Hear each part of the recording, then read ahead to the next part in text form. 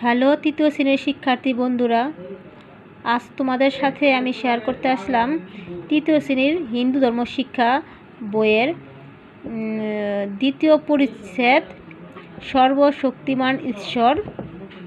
এই অধ্যায়ের এই পরিচ্ছেদের প্রশ্ন, দুটো সংক্ষিপ্ত প্রশ্ন তোমাদের সাথে আমি এখন আলোচনা করব। পৃষ্ঠা নম্বর 8, সমগ্র বিশ্ব মহাবিশ্ব কি এবং সমগ্র সৃষ্টি ঈশ্বরের নিয়ন্ত্রণাধীন বুঝিয়ে বলো। এই দুইটা প্রশ্ন নিয়ে আমি তোমাদের সাথে আজ আলোচনা করব। দেখো, মহাবিশ্ব কি?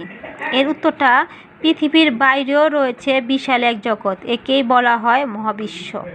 দ্বিতীয় প্রশ্নটা হলো, সমগ্র সৃষ্টি ঈশ্বরের নিয়ন্ত্রণাধীন বুঝিয়ে বলো। নিয়ন্ত্রণাধীন কথাটির অর্থ হলো যে নিয়ন্ত্রণ করে, যার আয়ত্তে নিয়ন্ত্রণ রয়েছে। তাহলে আমরা এই প্রশ্নের উত্তরটা এখন আমরা দেখি নেই। দেখো, মহাবিশ্ব এবং পৃথিবীর সকল কিছুই ঈশ্বর সৃষ্টি করেছে এবং পৃথিবী নিয়ন্ত্রণ করেন।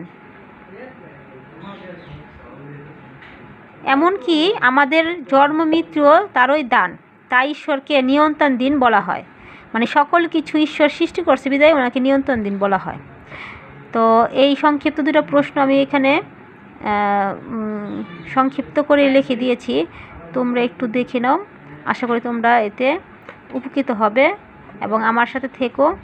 আরও এরকম আরও ভিডিও পেতে আমার চ্যানেলটা একটু সাবস্ক্রাইব করে দিও। ধন্যবাদ সবাইকে।